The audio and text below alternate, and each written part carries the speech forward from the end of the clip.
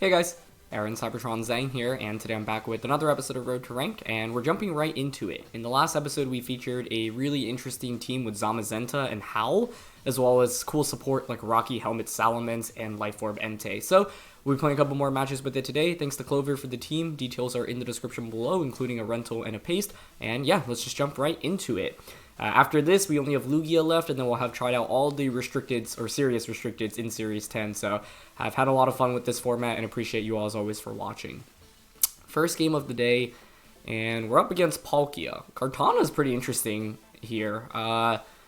You've got, like, a clear Trick Room mode with Palkia, Torkoal, Indeedee, Stakataka, but then, like, Urshifu and Kartana are slightly faster. So that's interesting to see. We haven't had the best matchups for Zamazenta in our time with this team, honestly. Just because they would prefer to go up against physical Pokemon, or physical restricteds, I should say. So I'm trying to figure out, like, how much utility I can get out of Howl. Probably want to set up screens with Grimmsnarl early. I could see Indeedee Palkia as a lead. Suicune's interesting for Snarl for that reason. Could be Indeedee Stack as well. I'm just trying to figure out how I actually deal damage into Palkia. Because, like, actually Grimmsnarl could be it. You know what? I'm actually down to Howl into Grimmsnarl. Rillaboom in the... Actually, I want Salamence and Rillaboom, I think. It does feel weird to not bring Suicune here, but I don't know. This one's a tricky matchup because I feel like I don't have, like, very consistent damage into their restricted Pokemon. So, I have to figure a way around it. But, yeah. Thanks so much, as always, for watching. If you enjoyed, please share your support by leaving a like. I'd really appreciate it. Question of the day. I want to know what Pokemon you think has the scariest design with Halloween coming up. Let me know in the comment section below. It's going to be Urshifu plus Torkoal. Okay. I mean, Torkoal's obviously an issue here. I can light screen turn 1 into close combat. Not the lead I was expecting. Pretty interesting lead for sure. I've got Mence and Rillaboom in the back. Light screen. I could switch Zamazenta out. I could just close combat into Torkoal if it's trying to maybe click Eruption onto me this turn. Maybe it's better to Behemoth Bash, actually. I mean, I definitely want a light screen, right? That's for sure.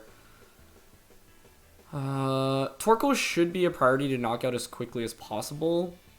I just really don't love decreasing my defenses with close combat, so I'm going to go for a Bash onto Torkoal just to prevent or reduce its damage from, like, Eruption should it choose to go for it here. Scarf U-turn. And they get a crit. Nah, that's okay. That's actually a really big piece of information to get out, though, so I'm, yeah, happy to see that. It means we can one-shot it, for sure. What do you even bring in here? You, like, okay, they actually do bring in Palkia. I was going to say, you risk me just close combating that slot, but it works out for them. Crit on Grimm's definitely a little unfortunate, but it happens. It's just part of the game. So we are going to Behemoth Bash here. And someone suggested in the comments yesterday, like, oh, Zamazenta had a defense and a special defense boost, that would be, like, so much stronger, and it would be on par of, like, with Zacian. And I was like, that's a really interesting suggestion. Like, I really like that idea. Yes, they go for Eruption, and we survive with both, but obviously not super, super well. Torkoal's just a nightmare to go up against here. We've got Mence and Rillaboom in the back. I'm down to Spirit Break in close combat the Palkia this turn, honestly, because I could see Torkoal protecting as Palkia tries to Trick Room. You could also protect Palkia and just click Eruption with Torkoal, which would be pretty bad. But Torkoal does protect. Okay, nice. So either way, this is a pretty good turn, because I already had to make a risky play after how turn 1 played out, honestly. The main thing here is, like, Palkia often carries Spatial Rend, Hydro Pump, Trick Room Protect, so I'm thinking they don't want to risk a Hydro Pump into Grimmsnarl, and that's actually exactly what happens here. So, wow, okay. This was a game in which I felt pretty behind after turn 1, honestly, just because our Torkoal matchup is not exactly the best, especially because I didn't bring Suicune, which is not my bad. And like I mentioned, with this, with Zamazenta, like, we really prefer to go up against Pokemon that are physical. But I'll take it. That ends up being a pretty favorable turn for us. So I could set up Reflect right now. They can obviously go for Banded Close Combat into this. I don't mind switching Zamazenta out into Salamence this turn, I think. Actually, because we know you're Scarfed Urshifu, like, it's pretty interesting. You know, I could theoretically just double up onto Urshifu here with the Spirit Break and a close combat. I'd basically be trading Pokemon, but with Rillaboom and Salamence in the back, I actually think that's not a terrible trade for us. They hard switch. Oh, interesting. Into Kartana? Okay. That works for me. So we'll get a close combat off. And, oh, it's Focus Sashed. Okay.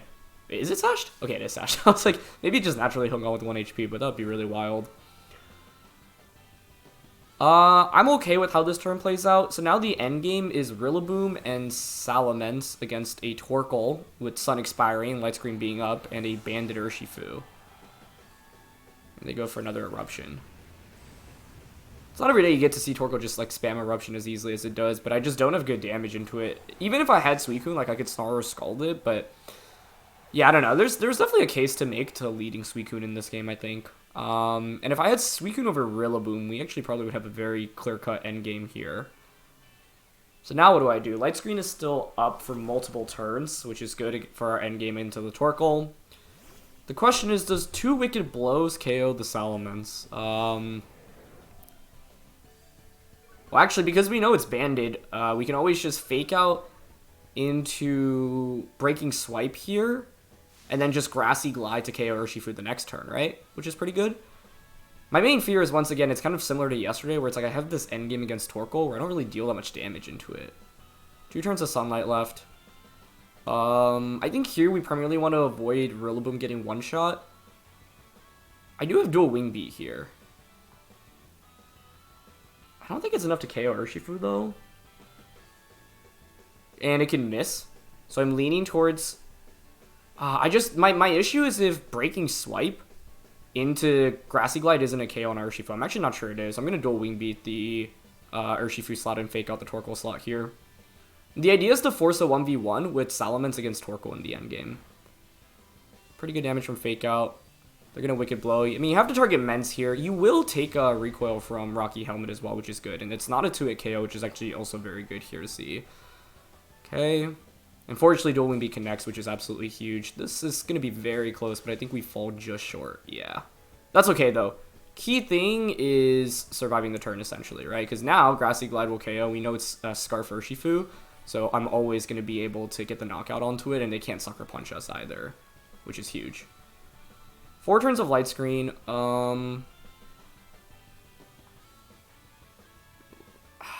Like, the thing here is questioning accuracy, right? Because I could obviously Breaking Swipe the Torkoal for guaranteed damage, but Rock Tomb is super effective, so it does slightly more. Breaking Swipe is 60, and then you have same type attack bonus, whereas Rock Tomb is just super effective. So yeah, I'm just gonna Rock Tomb here and Grassy Glide. Like, even if Rillaboom just survives the turn and gets 1 attack off, that's a really big deal, because like all we need is just to slowly chip away at Torkoal in this endgame, basically, with Light Screen up for Salamence. Okay, so there's Rock Tomb. It's really solid damage, actually. If they're not buried here, I think we're good. Barring a burn. And they actually go for Flamethrower. Okay, perfect. And Rillaboom survives that with AV and Light Screen being up. Perfect. So, yeah, that should win us the game. The big turn, honestly, in this game was just turn 2 of the match, right? Like, I figured I would just go all in there, and it was really risky, because if Palkia protects there, I'd probably just lose the game. But, yeah. Like, I've given the Pokemon that I brought, I felt like I needed to make a big play, essentially, because, yeah, I didn't do a great job with Team Preview, mainly by not bringing... Actually, here... Now we don't want to risk missing, I think, so we actually do just go for Breaking Swipe. And we can just Drum Beating here. Just because Heat Wave crit, I don't even think KOs Salamence here. Okay, so they're going to Protect. Actually, Glide should be higher base power, right? Since Terrain is up. That's the mechanic I actually really should know off the top of my head, but... Like, Glide in addition to having priority... Is it that it also does more damage, or am I confusing with something else? That's what I thought. Obviously, both get the Grassy Terrain, boost right now. For some reason, I thought that was a mechanic with Grassy Glide, but... I actually don't remember off the top of my head. They go for a double and they get it. Okay. I guess that's their only win con, right? Because your only hope at this point is to stall out my terrain while also getting more recovery off. So, yeah, good on them for identifying that as the win con. Okay, so we heal back a little bit more. Okay.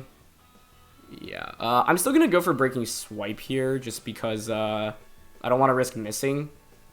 And they still haven't stalled out my grassy terrain yet either. Okay, so they're not going to go for another double protect here. Or sorry, another protect, I should say. Okay, decreasing attack stat doesn't really matter. I think their win con is maybe a crit heat wave here. Sorry, not crit, probably a burn. I think that should be in Rock Tomb KO range, but I don't even know if we need to risk that right now. And they don't have Heat Wave, so they just go for another Flamethrower onto Rillaboom. Okay, so then Men should really win this endgame, I would think. It is enough to KO Rillaboom, but that's fine. I think we can just Breaking Swipe twice here. Like, Torkoal does not have infinite recovery with Grassy Terrain now expiring. Yeah, 2 Breaking Swipes should get the KO here. Well done on them to go for that double protect, though. Like, it was, yeah, really the only way to keep them in the game and stall out a turn of Light Screen and Terrain, so that was pretty well done. But, yeah, I'm not even sure Crit Flamethrower gets the KO onto us here, so I didn't want to risk a Rock Tomb miss. 5% is scary when we don't really need to go for it, so I think their win con is a crit and a burn here. Okay, no crit, so even if they burn, we should be good. Nice. Alright, Salamence was really, really clutch here. We should just get the KO with Breaking Swipe. That was, yeah, that was a game where I feel like we kind of stole. Like, I don't feel like the matchup was pretty shaky because Zamazenta just wasn't very good into so many special attackers. It was actually pretty good, I guess, into Urshifu and Kartana. But, yeah, let's check their team. Scarf Urshifu, which is super cool. Focus Sash Kartana. Haven't seen Kartana in a while, honestly. Life Orb Palkia. So they actually had Flamethrower, so they were definitely going for Trick Room that turn, right? Because they could have clicked Flamethrower into Grimmsnarl there. And it makes sense. If you get Trick Room up into this team, like, you should just win by spamming Torkoal. But I got to punish them super heavily there, and that was, like, the one opportunity I found that, like, could really get us back into the game. It didn't feel like we were in that big of a hole on turn 1 of the game, but I don't know. I just kind of get wrecked against Torkoal because I didn't bring Suicune. So if I were to replay this game, I should bring Suicune over Rillaboom, in my opinion. But, yeah, that was definitely one in which... You know, you can find a clever way to win, and that's why every single turn in Pokemon matters so much. All it takes is one big turn to potentially give you a huge swing in momentum, and Salamence was really, really good for us in that one, so kudos to it. But yeah, really cool team here. So let's just look for another one. Also, yeah, that was definitely one in regards to Grassy Glide where I just overthought things. Like, obviously that's such a common move, but for a second I just, like, mixed it up with Rising Voltage in terms of, like, having increased damage while terrain is up. In addition to the regular boost you get from the terrain being up, right? So, yeah. Ho-Oh. Okay, we have Rock Tomb Salamence here. I think Men's can be really good. Let me see. Yeah, so it was, like, the answer, like, what I was trying to get at was that Drum Beating was just stronger there. That was just one in which, like, you know the answer 99%, which is why I was clicking Drum Beating, but then I was just like, wait, am I forgetting about some mechanic here? But the answer was no. I don't mind setting up early screens with Grimmsnarl. Honestly, Entei's pretty sweet here. I just don't like leading Zamazenta. Like, Salamence is also interesting as a lead because I can just Rock Tomb immediately, but I'm afraid of getting burnt. But then it's like, is Entei really that good? Okay, I'm actually down for Grimmsnarl, Salamence, Zamazenta, and Entei. Rillaboom doesn't offer us much in a Ho-Oh matchup, so we can Scald, but they have Gastrodon. Actually, I mean, what does Entei really do? It's pretty good into the rest of my opponent's Pokemon. Suicune just doesn't do enough damage for me to justify bringing it here, in my opinion. Because they have Gastrodon and because Ho-Oh can heal, right? So it's like, okay, if Ho-Oh can't heal, then sure, Suicune makes sense because they can just wall it and then Scald back. But with them having recovery, there's just not that much utility here. So, yeah. Okay. So they're going to go Ho-Oh Landorus. I get it Intimidate on both. I can Reflect turn 1. And I've got Rock Tomb. Now I'm intimidated right now, so I don't even know if it makes that much sense to target down Ho-Oh. Instead, I would think we want to focus our efforts onto Landorus, so then Zamazenta can come in and just howl. I would think there is a Gastrodon in the back for my opponent. So Reflect turn 1 is pretty safe. I don't really... I was going to say I don't have a switch into Sacred Fire. I do have Entei.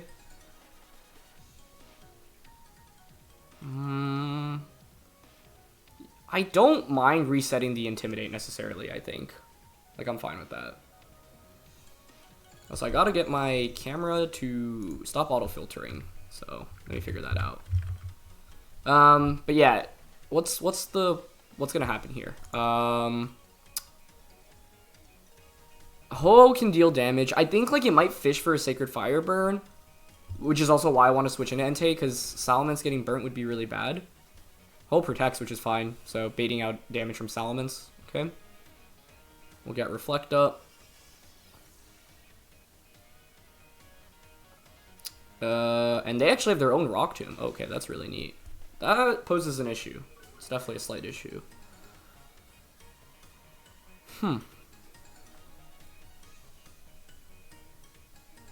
I don't really need Light Screen right now. I don't mind switching into Mence here to get another Intimidate off, and honestly just going for Sacred Fire into Landorus. Like, Life Orb Sacred Fire does so much here.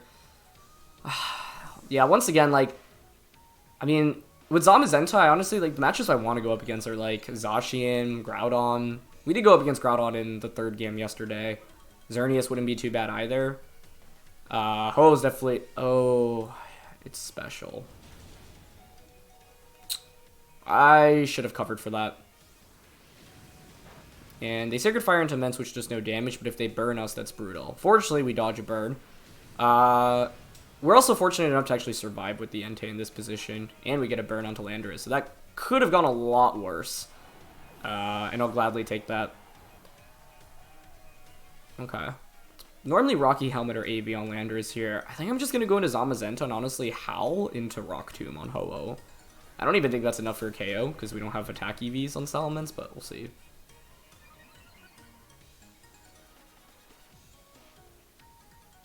Okay, so yeah, I'm just going to Rock Tomb and Howl here.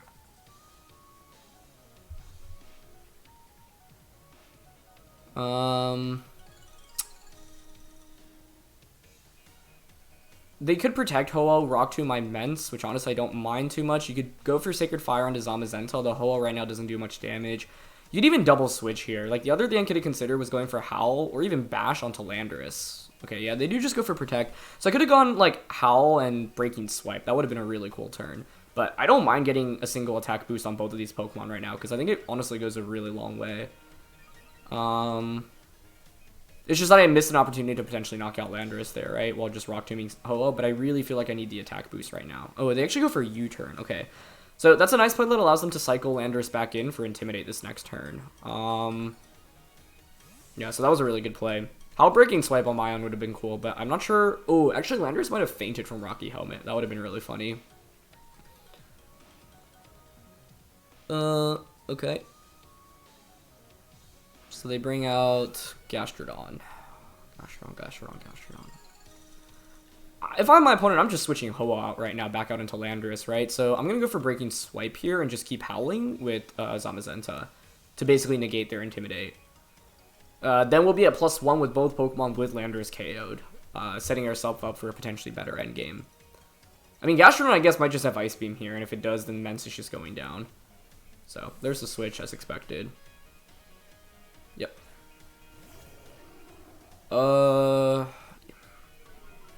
I guess, like, this Salamence is really bulky, so if Gastrodon doesn't have special attack investment, maybe we can actually survive an Ice Beam. Oh, or they Protect. That also works. Okay, cool.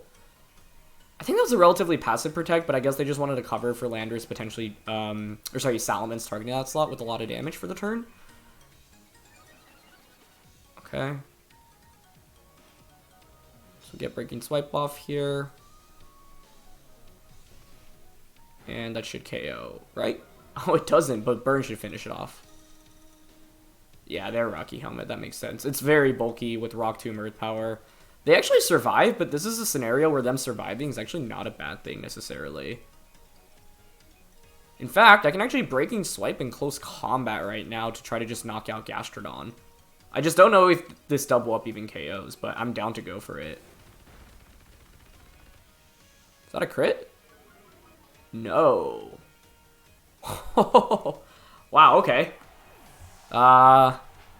Maybe with Zamazenta, they just needed to give it a +1 in attack, defense, and special defense. I actually wonder, I mean, if that were... If it had all those boosts, I mean, it would just be... Would it be the best restricted? That's, like, insane value. What about just, like, attack? Then it's just a worse option, right? Because fighting steel is slightly worse. Anyway, I wasn't expecting the one-shot there, but that was awesome. And it's Torkoal plus Ho-Oh to end this. Okay, I don't know how fast their Ho-Oh is. I've got Grimmsnarl on the back, but that's really not very useful for us in this endgame. I think here I want to just double protect and scout out for what they want to go for, and to see if they protect either of their Pokemon. Like, that's the issue with Zamazenta, or has been the issue for us, right? We just, like, can't do very much damage into our opponent's restricted Pokemon, unfortunately, in these couple of games. Ideally, Ho-Oh protects here, because if it does, I can just double up onto it this next turn. But they just Sacred Fire. See, I don't know if Ho-Oh outspeeds Salamence here. I would think so. And Heat Wave. Yeah, I mean, obviously don't love that. Sacred Fire, Heat Wave. Like, I want to go all in here and double up onto Ho-Oh, honestly.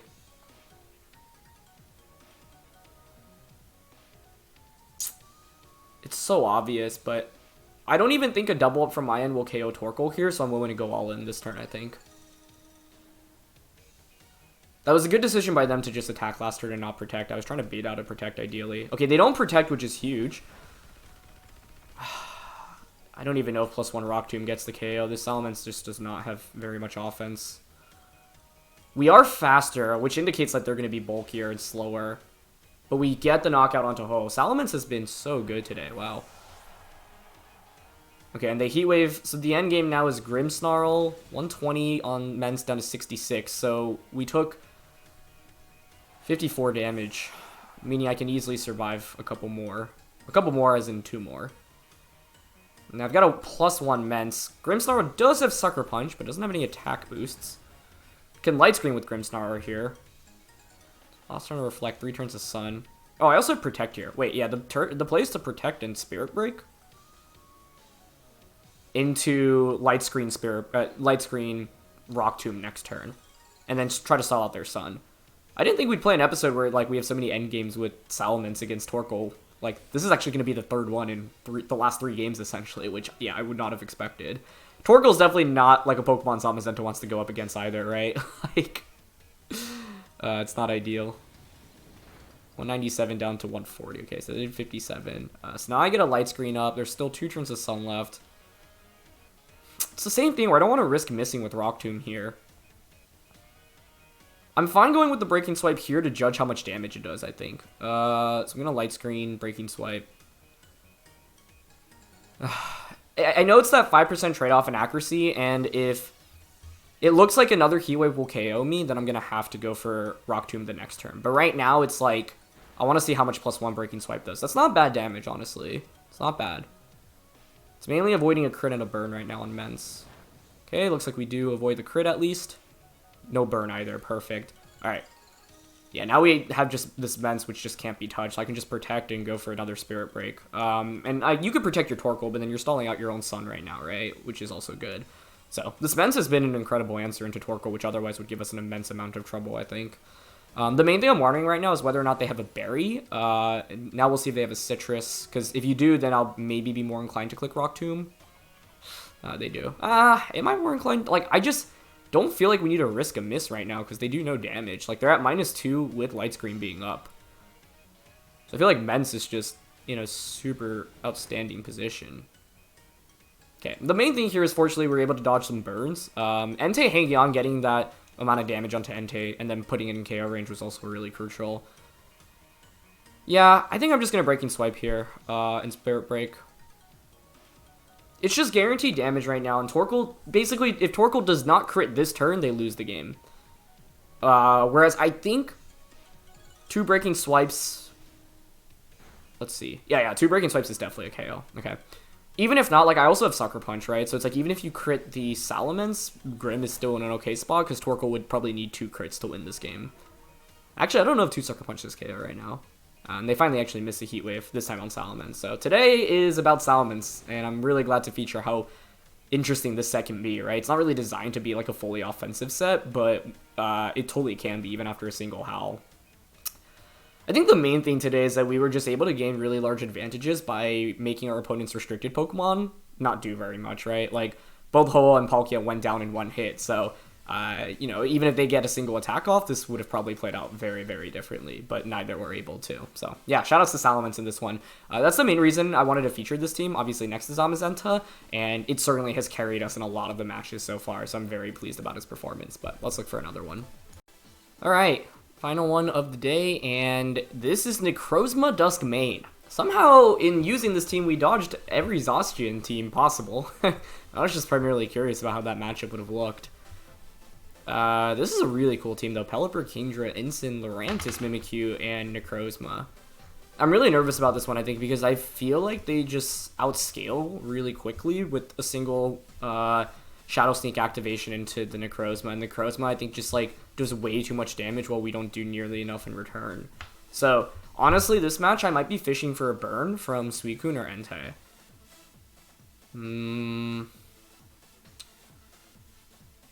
Yeah, like, Necrozma is just so strong here, but if he doesn't have a Psychic type attack, then Suicune maybe can put in some work. I mean, once again, it's just like Zamazenta doesn't do much damage here, unfortunately.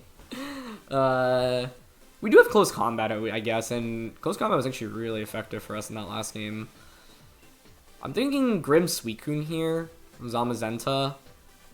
Men's feels considerably weaker here. Like, none of my attacks hit. I mean, it has to be Entei, actually, right? Like, clearly. How else am I going to deal super effective damage into Necrozma? But, yeah, these are, like, it's been an interesting set of restricteds, right? We went up against Palkia, Ho-Oh, and now Necrozma. Not any of, like, the more conventional ones. 2 Kyogres yesterday, a Groudon yesterday, but no Xerneas Zacian or Calyrex Shadow Rider, which is pretty interesting, since those are, in terms of usage, just the most popular ones. Yeah, they just go with Mimikyu Necrozma. Like, I maybe could have... I honestly think, yeah, Reflect and just fishing for a burn is the way to go in this one. And that's exactly what I'm going to go for. So just Scald and Reflect. I don't really see another path to victory here. Because if Necrozma is at +2... I mean, I could have brought Salamence, but, like, that doesn't really do anything against Necrozma or Mimikyu, right? So, to me, the idea is, okay, if we burn the Necrozma, at least we slow things down a bit and maybe enable Zamazenta to get some Howl boosts up as well. The other scary thing is that Mimikyu is Will-O-Wisp, right? That just takes away so much of my damage. They're going to switch out maybe into Lurantis, which I'm fine with. This thing can snowball pretty quickly, but now it gives me the opportunity to fish for a burn. And their team is very, very reliant on physical attackers, so every single Scald gives us a chance to substantially put the odds in our favor. So we don't get a burn that first time around, it's okay.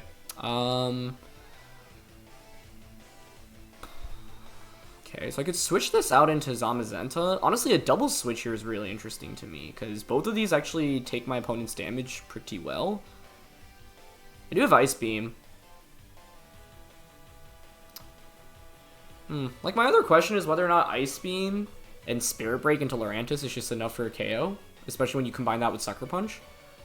We have Reflect up, so, like, I actually think this might be okay. Huh.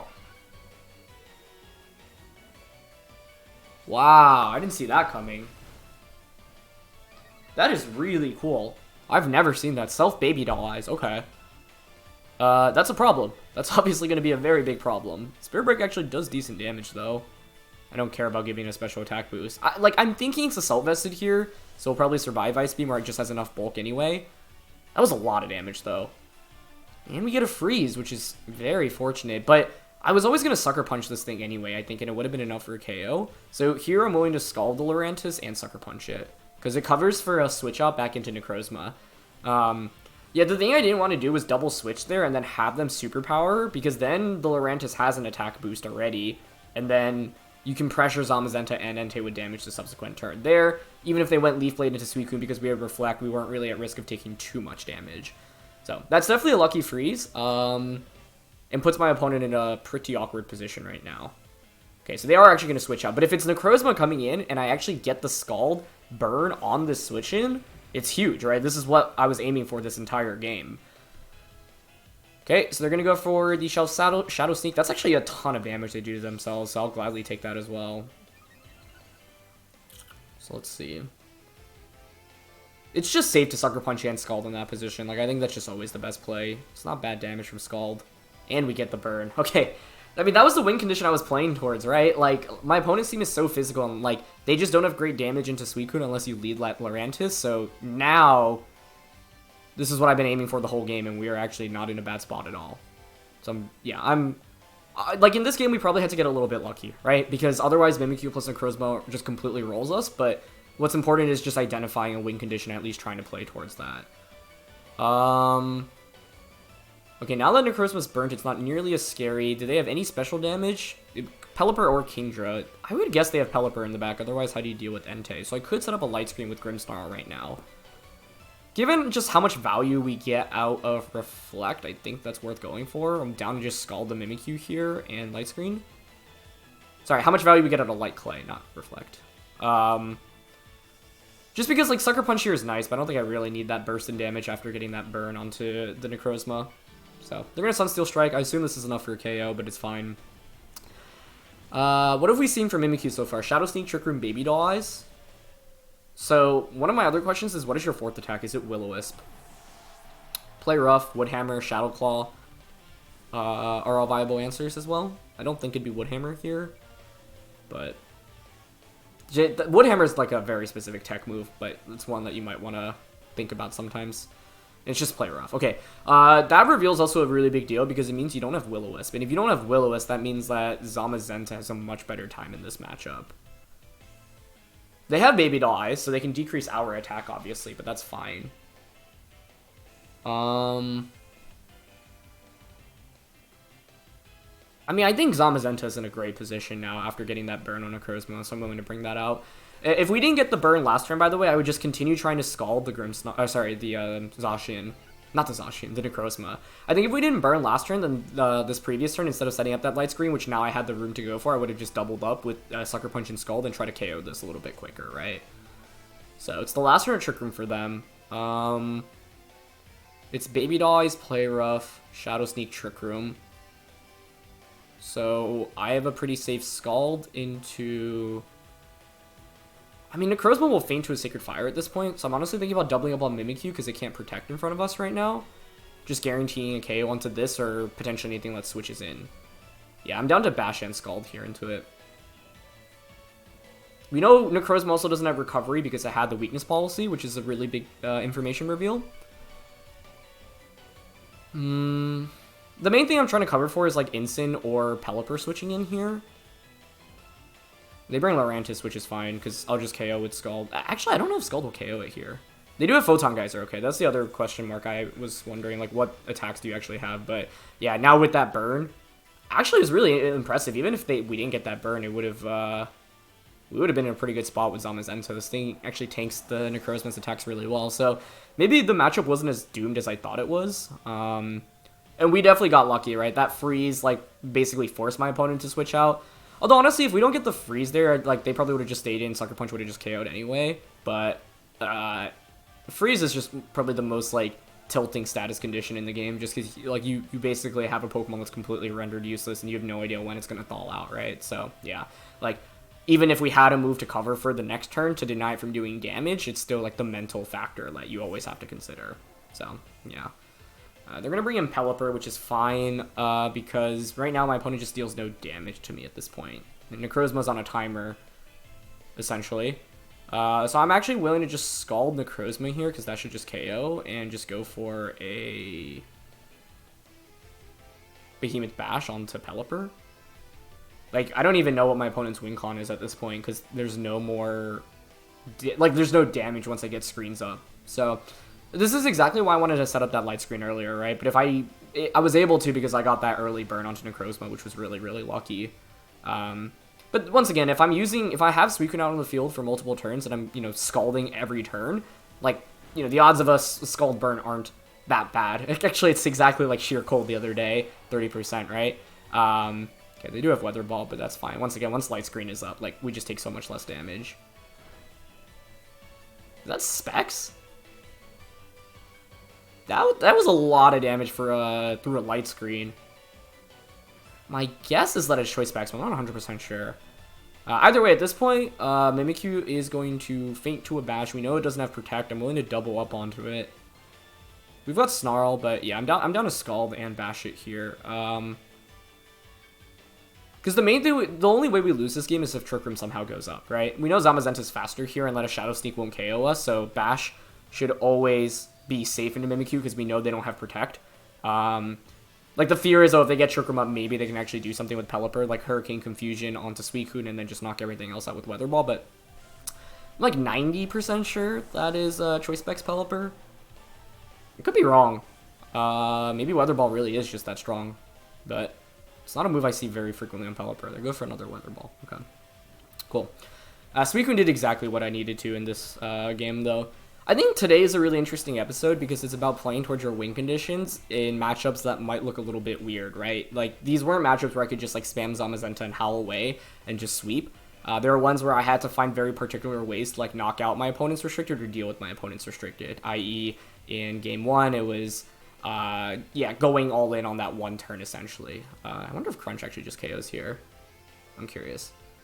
Yeah, in game 1, it was about going all in on that Palkia. Like, we very easily could have lost all of these games, right? Like, the margins were so thin, honestly. It's like, if either Ho or Palkia protect the turn that I doubled up into both of those, respectively, my opponent's partner Pokemon would have just done entirely too much damage, and it probably would have just, like, beaten us immediately. So, I had to take some pretty big risks in this one, but that's how, like, what it felt like I had to do, because Zamazenta, our restricted, like, didn't exactly have the best matchup into our opponent's restricteds, right?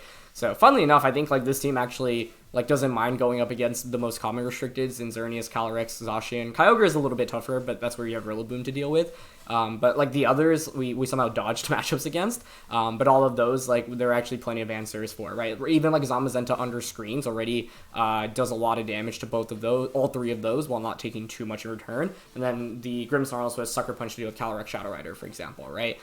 So, yeah, we went up against a more unorthodox set of restricteds. These aren't, like, super rare by any means, right? Like, that's the fun thing about Series 10. It really feels like all the restricted Pokemon are viable to an extent. There's a reason why we've been able to feature all of them on this channel, except for Lugia, which will be obviously coming up in the next couple of weeks. But yeah, the main thing is just, you know, playing towards your win conditions. And sometimes maybe it involves getting a little bit lucky, right? Like, I came into this game saying, okay, Mimikyu plus Necrozma is just going to sweep me, so I need to fish for burns and at least get Reflect up so that even at +2, Necrozma's Photon Geysers don't actually deal that much damage to Suicune. And it's like, if we go for a Scald, you know, multiple times onto Necrozma, then it's actually more in our favor to get a burn eventually after a couple of turns. Specifically, obviously, each Scald will have the same percentage of getting the burn, right? But the odds of not getting a burn over, like, 3 Scalds, for example, is actually pretty low. And so you're like, if I'm able to let Suicune last in the field and bait damage from Necrozma and then eventually get a burn, then it enables the Zamazenta and Entei to come in a lot safer and then play the end game. Whereas both of those will just struggle a lot more should the Necrozma just be at +2. Although Zamazenta with the defense boost and Reflect Up did take those pretty well, right? So maybe we could have used it better, but I didn't think Zamazenta could deal that much damage into the Necrozma, which was the main concern there. So yeah, that's going to be it for this one. Really fun set of games. I think today were games that, even though we all won, we very easily could have lost, and some really, really cool teams from my opponents, so props to all of them. Thanks to Clover once again for the team. Thanks to you all as always for watching. If you enjoy, please show your support by leaving a like. I'd really appreciate it. It's cool to be able to see Zamazenta, you know, be able to thrive in the high ladder, and so, yeah, had a lot of fun with this one, and yeah, I'll see you all next time. All right, peace.